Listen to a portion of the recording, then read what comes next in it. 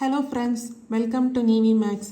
இன்றைக்கி வந்து நம்ம 10th மேக்ஸில் நம்பர்ஸ் அண்ட் சீக்வன்சஸ் சாப்டர் வந்து பார்க்க போகிறோம். அதாவது சாப்டர் 2. அதில் வந்து எக்ஸசைஸ் 2.2 வந்து பார்க்க போகிறோம். ஆனால் அதுக்கு முன்னாடி ஃபண்டமெண்டல் தியரம் ஆஃப் அரித்மெட்டிக் இந்த கான்செப்ட் பற்றி நம்ம தெரிஞ்சுக்கணும். ஸோ அது என்னன்னு பார்க்கலாம்.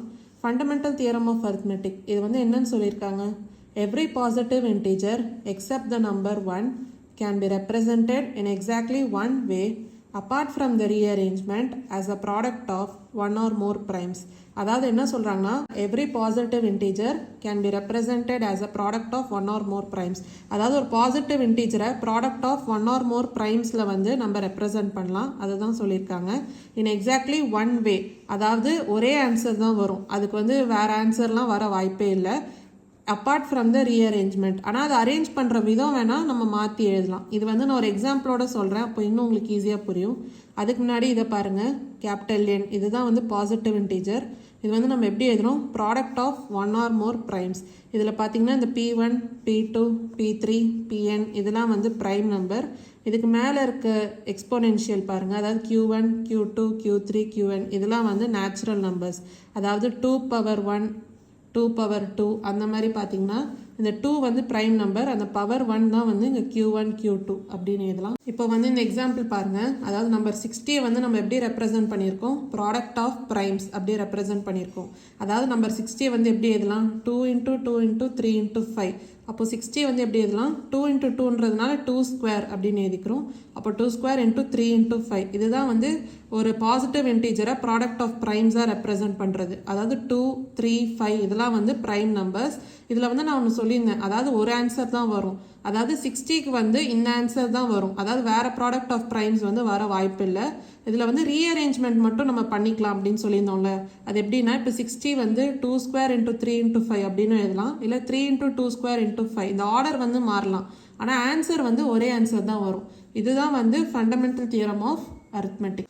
இப்போ வந்து நம்ம எக்ஸசைஸ் 2.2 பார்க்கலாம். அதில் வந்து ஃபர்ஸ்ட் கொஸ்டின் பாருங்கள். For what values of natural number n 4^n can end with the digit 6. அதாவது என்ன சொல்கிறாங்கன்னா, இந்த 4^nல இந்த என்னென்னு வர இடத்துல என்னென்ன வேல்யூஸ் எழுதுனீங்கன்னா அப்போ ஆன்சர் வந்து n with the digit 6 வரும் அப்படின்னு கேட்டிருக்காங்க. இப்போ வந்து இந்த 4^n வந்து எடுத்துக்கோங்க. n வந்து என்ன சொல்லியிருக்காங்க, நேச்சுரல் நம்பர்ஸ். அப்போ n வந்து 1, 2, 3 அப்படின்னு என்ன வேணாலும் வரலாம். இப்போ வந்து 4^1 அப்படின்னு எழுதினீங்கன்னா ஆன்சர் என்ன வருதுன்னு பார்க்கலாம். 4. 4^2ன்னு போடுங்க, அப்போ ஆன்சர் என்ன வரும், 16. 4^3 அப்படின்னு போட்டு பாருங்கள், அப்போ ஆன்சர் என்ன வருது, 64. அதே மாதிரி 4^4 போட்டு பாருங்கள், அப்போ ஆன்சர் என்ன வருது, 256. இந்த மாதிரி நீங்கள் ட்ரை பண்ணிகிட்டே பாருங்கள் சில நம்பர்ஸ்க்கு. இப்போ பார்த்தீங்கன்னா 4^1ன்னு வரும்போது 4 அப்படின்னு வருது. 4² போது 16. இப்போ பார்த்தீங்கன்னா n with the digit 6 வந்து இங்கே சாட்டிஸ்ஃபை ஆகுது. அதே மாதிரி 4^3க்கு என்ன வருது, 64. இங்கே வந்து n with the digit 6 இல்லை. அப்புறம் 4^4 செக் பண்ணுங்கள். இதில் வந்து 256, அதாவது n with the digit 6 அப்படின்னு வருது. இப்போ பார்த்தீங்கன்னா 4^2க்கு வந்து n with the digit 6 வந்து வருது. அதே மாதிரி 4^4க்கும் n with the digit 6 அப்படின்னு வருது. அதாவது ஈவன் நம்பர்ஸ்க்கெலாம் வந்து n with the digit 6ன்னு வருது. ஆட் நம்பர்ஸ்க்கு வந்து n with the digit 4 அப்படின்னு வருது. ஸோ இது மூலமாக நம்ம என்ன சொல்லலாம்னா, for even numbers of n 4^n n with a digit 6 அப்படின்னு நம்ம சொல்லலாம். இதுதான் வந்து ஃபர்ஸ்ட் கொஸ்டினோட ஆன்சர். அடுத்து வந்து செகண்ட் கொஸ்டின் பார்க்கலாம். வந்து நம்ம செகண்ட் கொஸ்டின் பார்க்கலாம். கொஸ்டின் என்னன்னா, if m, n are natural numbers for what values of m does 2^n × 5^m ends in 5. அதாவது என்ன சொல்கிறாங்கன்னா, இப்போ m and n வந்து natural numbers. For what values of m, அதாவது இங்கே mன்னு வர இடத்துல என்ன வேல்யூ வந்துச்சுன்னா இந்த ஓவரால் ஆன்சர் வந்து ends in 5 அப்படி வருதுன்னு நம்ம கண்டுபிடிக்கணும். இப்போது 2^n × 5^m இதில் வந்து ஃபஸ்ட்டு 2^n வந்து பாருங்கள். அதாவது n வந்து நேச்சுரல் நம்பர்ஸ், அது வந்து சப்ஸ்டியூட் பண்ணும்போது ஆன்சர் வந்து எப்படி வரும்னு பாருங்கள். இப்போது 2^1 வந்து என்ன வரும், 2. 2^2 வந்து என்ன வரும், 4. 2^3 வந்து என்ன வரும், 8. இப்படியே தான் வரும்.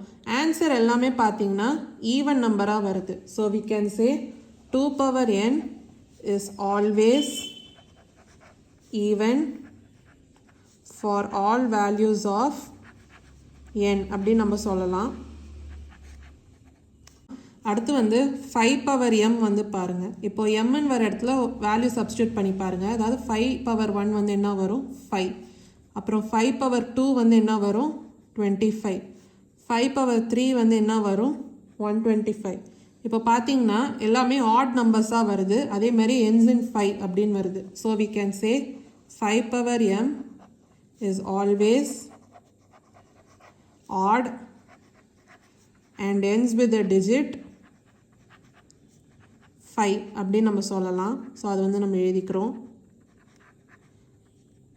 இப்போ வந்து ஓவராலாக வந்து நம்ம செக் பண்ண போகிறோம். இப்போ வந்து 2 power n into 5 power m வந்து பார்க்கலாம். இப்போ சில வேல்யூஸ் வந்து சப்ஸ்டியூட் பண்ணி பாருங்கள். அதாவது 2 பவர் 1 இன்ட்டு 5 பவர் 1 அப்போ என்ன வருது 2 இன்ட்டு 5 ஈக்குவல் டு 10. அப்புறம் வந்து 2ன்னு சப்ஸ்டியூட் பண்ணி பாருங்கள். அதாவது 2 பவர் 2 இன்ட்டு 5 பவர் 2 வந்து என்ன வருது 4 இன்ட்டு 25 ஈக்குவல் டு 100.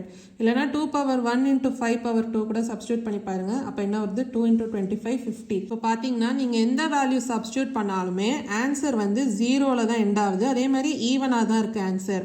அப்போது எம்ன்ற இடத்துல நீங்கள் எந்த வேல்யூ சப்ஸ்டியூட் பண்ணாலும் இதான் ஆன்சராக வரும். இப்போ வந்து நீங்கள் என்ன சொல்லலாம்னா 2 power n into 5 power m cannot end with the digit 5 for any values of m.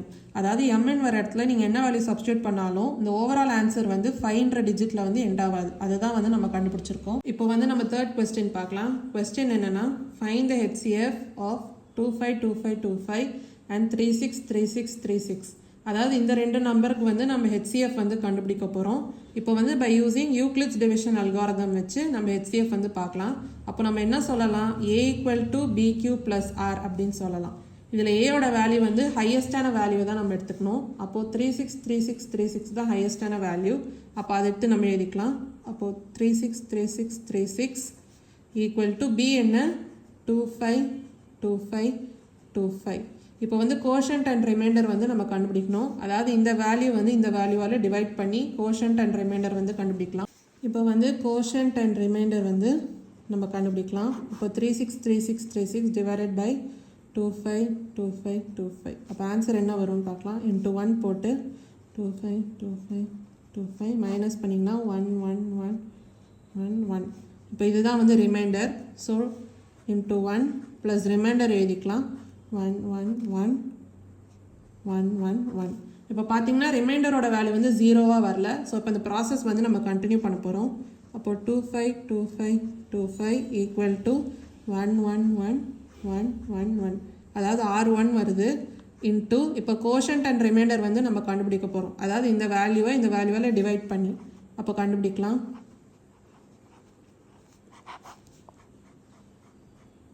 இப்போது இன்ட்டு 2 அப்படின்னு நம்ம போட்டோம்னா என்ன வரும் 2 2 2 2 2 2. இப்போ ரிமைண்டர் கண்டுபிடிக்கலாம் 3 0 3 0 3 0. அப்போ ஆன்சர் என்ன வரும் இன்ட்டு 2 ப்ளஸ் ரிமைண்டர் 30,303 30,303. இப்போ பார்த்தீங்கன்னா ரிமைண்டரோட வேல்யூ வந்து இன்னும் 0ன்னு வரல. ஸோ இப்போ இந்த ப்ராசஸ் வந்து நம்ம கண்டினியூ பண்ண போகிறோம். அப்போது 111 R1 ஈக்குவல் டு 30303. அதாவது இந்த வேல்யூ வந்து இந்த வேல்யூவால் டிவைட் பண்ணி again and quotient and reminder வந்து நம்ம கண்டுபிடிக்க போகிறோம். இப்போ வந்து கோஷன்ட் அண்ட் ரிமைண்டர் வந்து கண்டுபிடிக்கலாம். இப்போ 30,303 இன்ட்டு 3 போடுங்க. அப்போ ஆன்சர் என்ன வரும் 90,909. இப்போ வந்து சப்ராக்ட் பண்ணி ரிமைண்டர் கண்டுபிடிக்கலாம். இங்கே 0 இங்கே 2 0 2 0 2 0. இப்போ வந்து என்ன வந்திருக்கு 20,202 இதான் வந்து ரிமைண்டராக வந்திருக்கு. ஸோ இது எப்படி எழுதலாம் 30,303 இன்ட்டு 3 ப்ளஸ் 20,202 அப்படின்னு வந்திருக்கா. ஸோ இப்போ ரிமைண்டரோட வேல்யூ வந்து இன்னும் 0ன்னு வரல. ஸோ இப்போ இந்த ப்ராசஸ் வந்து நம்ம மறுபடியும் கண்டினியூ பண்ண போகிறோம். அப்போ 30,303 வந்து 20,202ஆல் டிவைட் பண்ணி கோஷன்ட் அண்ட் ரிமைண்டர் வந்து கண்டுபிடிக்கலாம். அப்போ 30,303 டிவைடட் பை 20,202 இன்ட்டு 1 அப்படின்னு போட்டிங்கன்னா அப்போ ஆன்சர் என்ன வரும் பார்க்கலாம் 20,202. இப்போ ரிமைண்டர் வந்து 10101. அப்போ 10,101 வந்து ரிமைண்டராக வருது. ஸோ இன்ட்டு கோஷன்ட் என்ன 1 ப்ளஸ் ரிமைண்டர் என்ன 10,101. இப்போ வந்து ரிமைண்டரோட வேல்யூ வந்து இன்னும் 0ன்னு வரல. ஸோ இப்போ வந்து இந்த ப்ராசஸ் வந்து நம்ம இன்னும் கண்டினியூ பண்ண போகிறோம். அதாவது இந்த வேல்யூ வந்து இந்த வேல்யூவால் டிவைட் பண்ணி புது கோஷன்ட் அண்ட் ரிமைண்டர் வந்து பார்க்கலாம். அப்போது 20,202 வந்து எப்படி எழுதலாம்னா 10,101 இது வந்து நம்ம டிவைட் பண்ணி பார்க்கலாம். அதாவது 20,202 டிவைடட் பை 10,101 இன்ட்டு 2 அப்படின்னு போட்டிங்கன்னா என்ன வரும்னா 20,202 வரும். அப்போ ரிமைண்டர் வந்து 0ன்னு வரும். அப்போ எப்படி எழுதலாம்? 10,101 இன்ட்டு 2 ப்ளஸ் 0 அப்படின்னு வருதா? இப்போ பார்த்தீங்கன்னா ரிமைண்டரோட வேல்யூ வந்து 0ன்னு வந்திருக்கு. அப்போ கரஸ்பாண்டிங் டிவிசர் வேல்யூ என்னன்னு பாருங்கள், 10101. ஸோ இதுதான் வந்து HCF. So we can say the remainder is 0. Therefore HCF of 252525 and 363636 is 10101. இதான் வந்து தேர்ட் கொஸ்டினோட ஆன்சர். உங்களுக்கு வந்து புரிஞ்சிருக்கும்னு நினைக்கிறேன். ஏதாவது டவுட்ஸ் இருந்தால் கமெண்ட் செக்ஷனில் கேளுங்க. வேதா சம் டவுட்ஸ் இருந்தாலும் கேளுங்க. மறக்காமல் நிவி மேக்ஸ் சேனலை லைக் பண்ணி ஷேர் பண்ணி சப்ஸ்கிரைப் பண்ணுங்கள். தேங்க்யூ ஸோ மச் ஃபார் வாட்சிங் திஸ் வீடியோ.